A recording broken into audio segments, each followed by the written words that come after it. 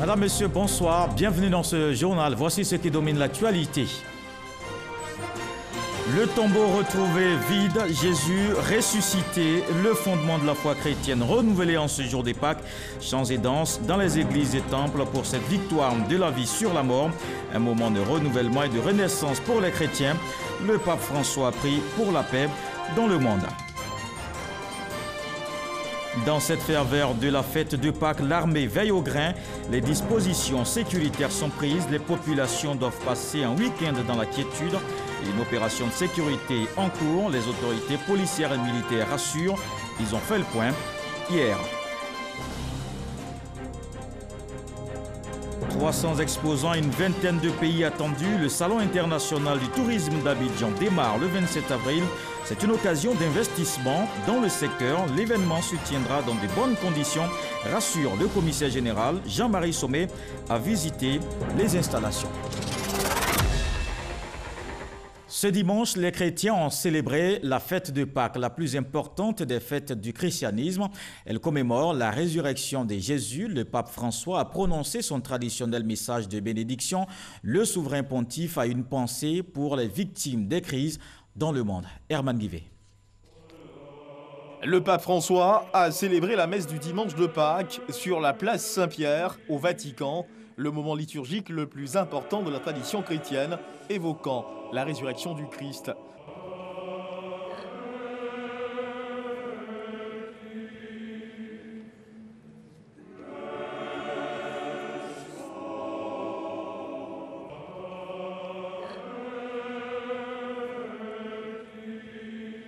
Le souverain pontife, qui suit de très près la situation en Syrie, a déploré que le peuple syrien soit victime d'un conflit qui perdure. Le pape a émis le vœu de voir le président sud-soudanais Salva Kiir et Riek Machar, le chef rebelle, s'engager pour le bien-être commun et la réconciliation nationale. Le pape François a exprimé sa tristesse après les attentats meurtriers au Sri Lanka qui ont endeuillé le dimanche de Pâques, des attentats qui ont pris pour cible des églises catholiques et autres lieux de réunion. Plus de 70 000 personnes étaient réunies à la place Saint-Pierre, au Vatican, pour suivre cette messe de Pâques. Et ici, en Côte d'Ivoire, les chrétiens ont célébré l'événement dans les églises et temples, un jour qui évoque les sacrifices de Jésus. Les hommes de Dieu appellent à promouvoir l'amour du prochain. Sabine Ouattara, Franck Wadio.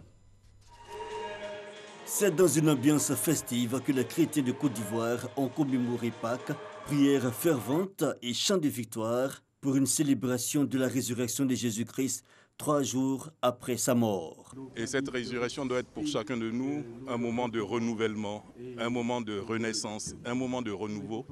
Et c'est l'occasion pour nous de prier pour le pays. Alors Pâques, pour nous, chrétiens catholiques, c'est le sommet de l'année liturgique. C'est la plus grande des fêtes puisque c'est le fondement même de notre foi. L'amour, la paix, la cohésion, des messages adressés à l'endroit des fidèles. Pour nous chrétiens, célébrer Pâques, c'est comprendre que nous pouvons sortir de nos misères, de nos difficultés, de nos faiblesses pour atteindre la gloire, pour atteindre la joie. Toutes nos difficultés vont s'estomper. Les hommes et les femmes de ce monde vont sortir du péché pour vivre à la lumière d'enfants de Dieu. Souhaitez joyeuse Pâques pour que dans la vie de notre nation, là où il y a encore quelques pierres lourdes qui traînent sur nos routes, par la résurrection de Jésus qui a ôté la pierre du tombeau, que toutes ces pierres lourdes là soient écartées de notre chemin pour qu'il y ait un chemin de paix, un chemin d'amour pour notre Côte d'Ivoire. La fête de Pâques, un moment de partage fraternel et surtout de communion avec le Christ Jésus. Pour les chrétiens catholiques, méthodistes et évangéliques, la Pâques est symbole d'espérance pour tous.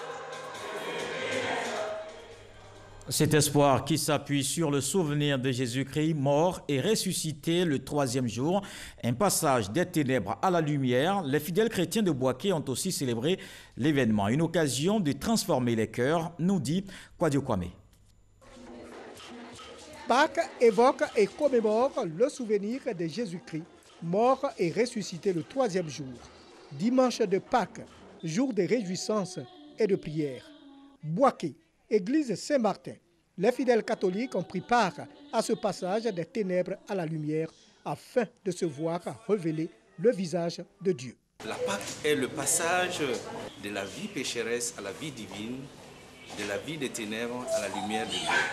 Et c'est ce Dieu paix, ce Dieu pardon, ce Dieu réconciliation, ce Dieu miséricorde que nous devons d'incarner dans notre quotidien en Côte d'Ivoire. La Pâque juive célèbre la sortie des Israélites d'Égypte. L'agneau pascal, symbole de pureté et d'innocence. La Pâque est la plus importante fête chrétienne.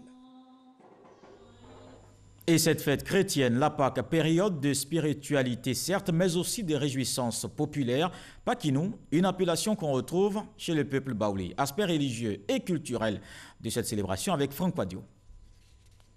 Pâques, une journée de célébration dans le monde, mais toute une période charnière. En Côte d'Ivoire, par exemple, la période consacrée à Pâques a au fil des années développé un soupçon de magie. Ce qui est universellement connu, la fête du Pâques, le sacrifice du Christ, jusqu'à sa résurrection.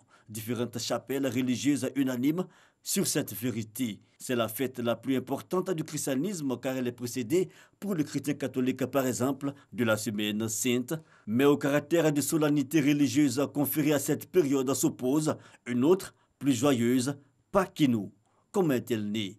C'était une période où l'on enregistrait un retour massif de ressortissants baoulés, les centres de la Côte d'Ivoire. Aller chercher pitance ailleurs, vers la région d'origine. L'objectif, penser le développement et festoyer. Un mouvement de population simple au départ, mais qui aujourd'hui mobilise toute une économie. Pakinou a dépassé les frontières des peuples du Grand Centre. Hier samedi saint, les chrétiens ont débuté la fête en prière, une nuit au cours de laquelle les fidèles se sont rassemblés pour veiller cela dans l'attente de la résurrection du Seigneur ce dimanche. Jean-Marc Diadi, Franck Padio. Le feu nouveau, la lumière du Christ a ressuscité pour éclairer le début de cette nuit pascale. Les chrétiens de la paroisse Sainte-Jeanne d'Arc de Trècheville ont répondu présent à l'appel du Seigneur. Dans la prière et le chant, ils se sont réunis pour veiller et attendre la Pâque, la résurrection du Christ. Les paroissiens sont invités à se réconcilier et à cultiver la paix. La veille pascale est importante en ce sens que c'est là le fondement de notre foi. Nous ne croyons pas à un Christ qui est mort, mais qui est mort et ressuscité et qui nous donne les grâces, qui nous sauve. Je souhaite une Pâque de paix, une Pâque heureuse et que notre pays connaisse la paix pour que nous puissions vivre heureux. C'est une fierté pour nous que notre Seigneur est ressuscité. Ça montre que vraiment notre foi n'est pas ébranlée.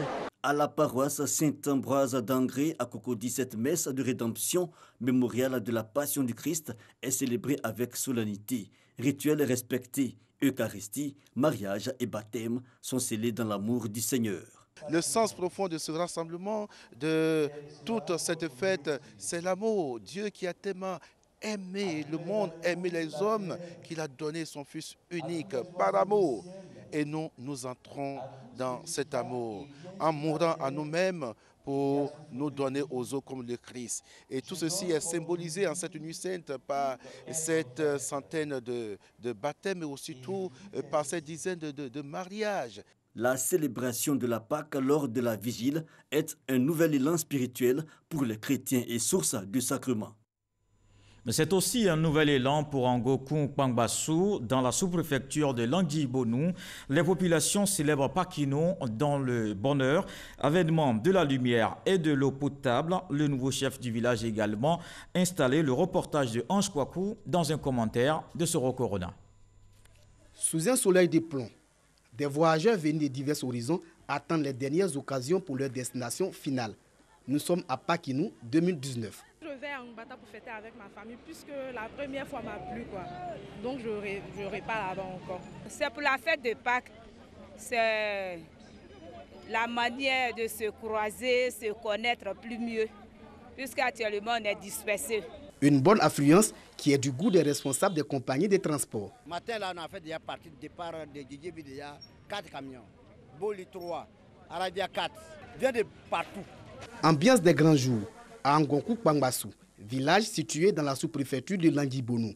Dans ce village, cette année, l'accent est mis sur l'intronisation du nouveau chef et l'accès à l'eau potable à Ngokou Pangbassou. Une initiative la mutuelle pour impulser une dynamique de développement d'Ngokou Pangbassou. Souvent, on vient au village, il n'y a pas l'eau, on cherche la cuvette pour aller chercher l'eau, on ne gagne pas. On vient à la cuvette vite. Si dans le matin jusqu'au soir, tu es là-bas, tu ne gagnes pas l'eau. On a l'énergie solaire. Nous avons équipé 40 ménages dans 2 villages. Nous avons obtenu un centre de santé. Nous avons obtenu 3 logements financés par des partenaires français. Nous avons obtenu aujourd'hui de l'eau et nous venons d'avoir les poteaux de la CIE. Avec cette amorce, des actions de développement PAC 2019 à Angonkou-Pangbassou s'annoncent bien et marquera à jamais les esprits.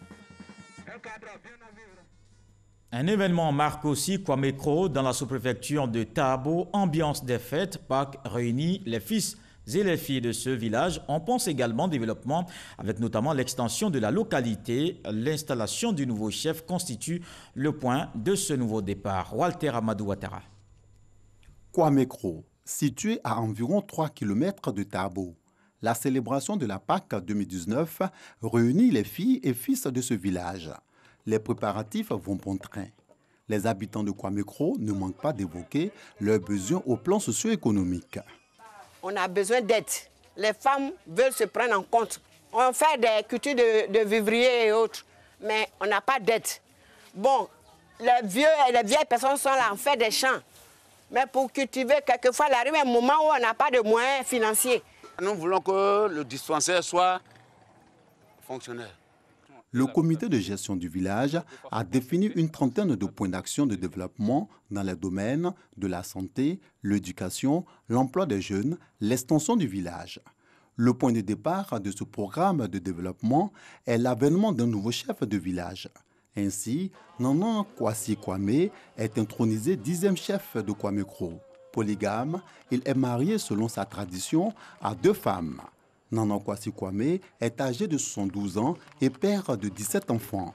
Les représentants du président du Sénat, de la Chambre des rois et chefs traditionnels de Côte d'Ivoire, ainsi que le ministre de la Culture et de la Francophonie, cadre du département de Tabo, ont invité le chef à œuvrer pour le renforcement de la cohésion sociale.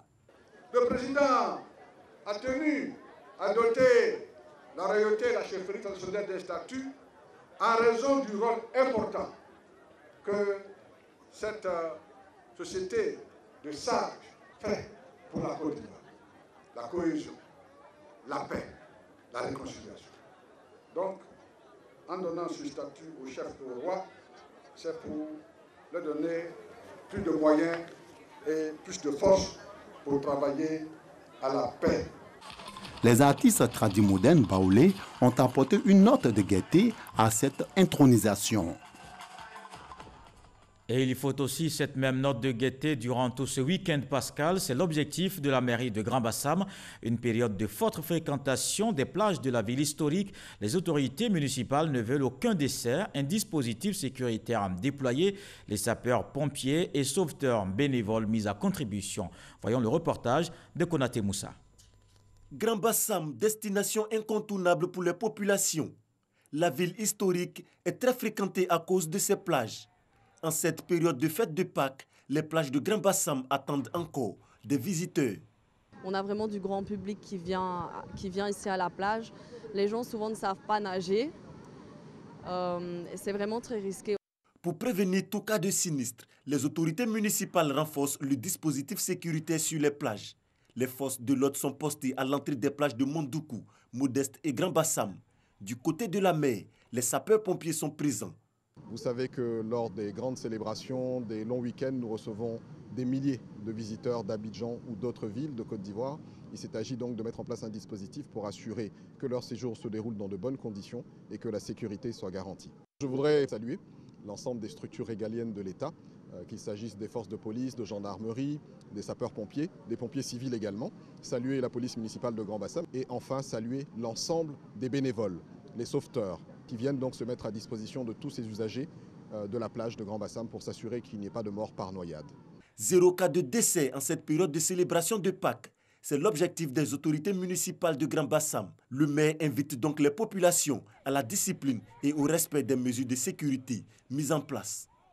Une fête de Pâques qui se passe sous le regard vigilant justement des forces de sécurité. Une unité mixte pour garantir la sécurité des populations. Les responsables ont fait le point. Ils se sont réunis hier samedi à l'état-major. Le reportage de Ahmed Traoré commenté par Herman Guivet. Gendarmerie nationale, police nationale et forces armées de Côte d'Ivoire mobilisées pour assurer la sécurisation de la ville d'Abidjan à la faveur des fêtes de Pâques.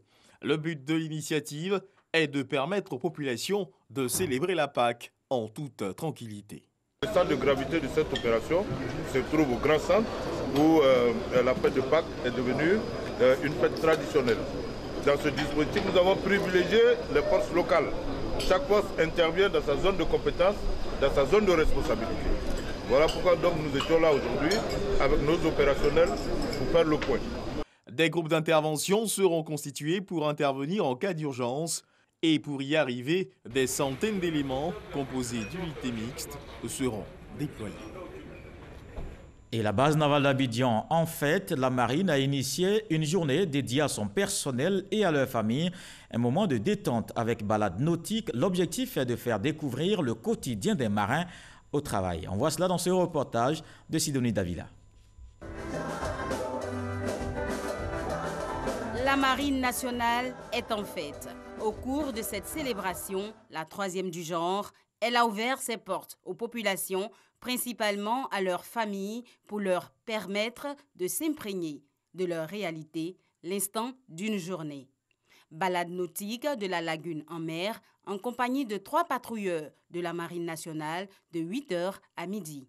Au cœur de cette fête, qui s'est achevée par un dîner-gala, une thématique développée autour du numérique présentée comme solution permettant d'atteindre l'autonomisation de la femme dans la société. Le numérique devient un outil indispensable au développement de l'humanité car il rapproche les peuples et la civilisation. Il est également un vecteur de transmission de connaissances et d'informations. La femme étant un agent de développement, il conviendrait qu'elle s'approprie, qu'elle ait la maîtrise du numérique et qu'elle se familiarise avec cet outil. Ambiance festive lors de cette soirée rythmée au son des répertoires vibrants de la Marine nationale. De quoi à faire danser les premiers responsables. Et dans le centre-ouest du pays, les populations ont également dansé. Noël Nyagno est le nouveau chef du canton Pakolo dans la région du Gord. Il a été installé hier samedi par les autorités administratives. Anciennement chef du village de Dodianyouan, il dirige désormais une vingtaine de villages. Noël Nyagno, chef du canton, mais aussi toujours journaliste au service économie de la RTI. C'est une occasion d'investissement dans le secteur. Le CITA, Salon international du tourisme d'Abidjan, démarre le 27 avril. Une vingtaine de pays attendus. Le site qui va abriter l'événement est fin prêt. Le commissaire général Jean-Marie Sommet est allé faire le constat. Le reportage de Walter Amadou Ouattara. Depuis le 2 avril dernier est en cours l'aménagement du site qui va abriter le Salon international du tourisme d'Abidjan, CITA. Ce site, situé à quelques encablures de l'aéroport international Félix Houphouët-Boigny, a subi une transformation. L'espace va accueillir 300 exposants issus d'une vingtaine de pays. C'est une superficie d'environ 35 000 m² prévue pour 22 chapiteaux de différentes tailles, 9 salles de conférences et 6 salles ludo-éducatives. Ouvriers et chefs de chantier sont à la tâche. Je dirais même tous les chapiteaux principaux sont montés, l'essentiel est fait, ce sont les accessoires qui restent, donc nous serons prêts, je dirais, en temps réel. Le commissaire général du CITA, Jean-Marie Sommet, visite le site afin de s'imprégner du bon déroulement des travaux d'installation. Nous sommes en pleine préparation de cette 9e édition avec les chapiteaux que nous mettons en place. Maintenant que nous sommes à maturité, il faut présenter le FITA, qui est le Forum d'investissement du tourisme africain. C'est pour ça que beaucoup de pays viennent pour exposer, nous donner aussi leur expérience dans tout ce qui est financement. Nous sommes pleins à 98%, sans faire de publicité. Ça veut dire que le salon a pris une certaine renommée, tant ici en Côte d'Ivoire qu'à l'étranger. Du 27 avril au 1er mai prochain, 100 000 visiteurs sont attendus au Salon international du tourisme d'Abidjan. Le droit d'entrée est de 1 000 francs CFA. Comme tous les dimanches, on parcourt le monde en information. Voyons ce qui a marqué l'actualité internationale cette semaine. D'abord en France avec l'incendie de Notre-Dame de Paris. Le 7 sur 7, Ahmed Traoré, Herman Guivet.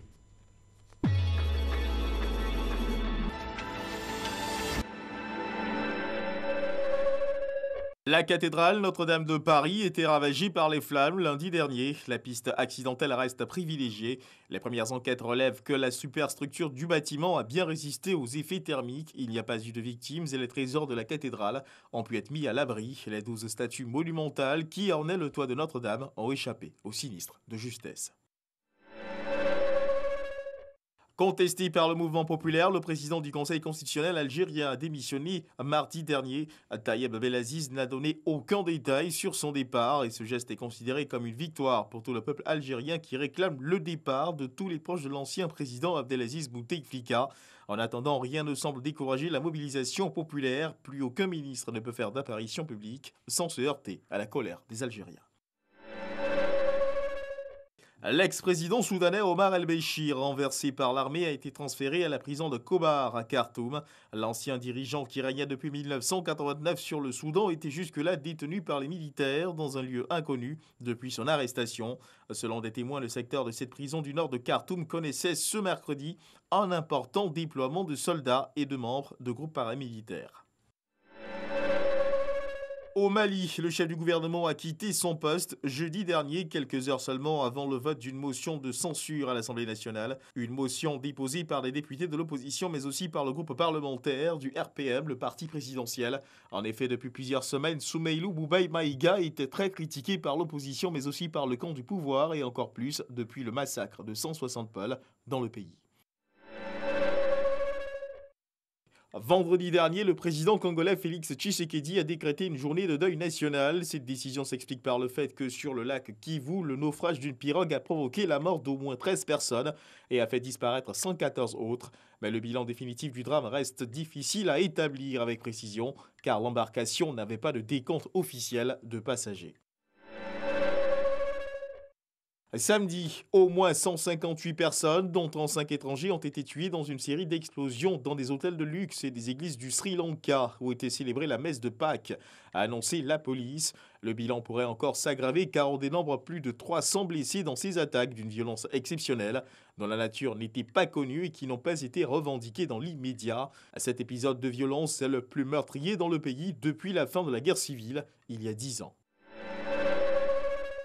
Les bureaux de vote ont ouvert ce dimanche en Égypte pour le deuxième jour d'un référendum sur une révision constitutionnelle destinée à prolonger la présidence d'Abdel Fattah al-Sisi. La révision constitutionnelle donne au chef de l'État la possibilité de rester au pouvoir jusqu'en 2030.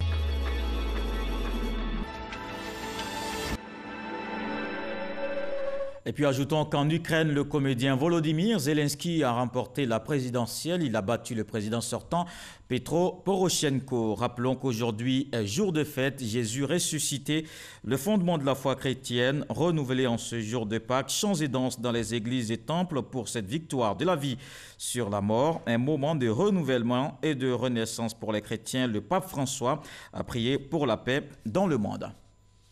Ce journal est terminé. Merci de l'avoir suivi. Bonne fête de Pâques à tous. À bientôt. Bonsoir.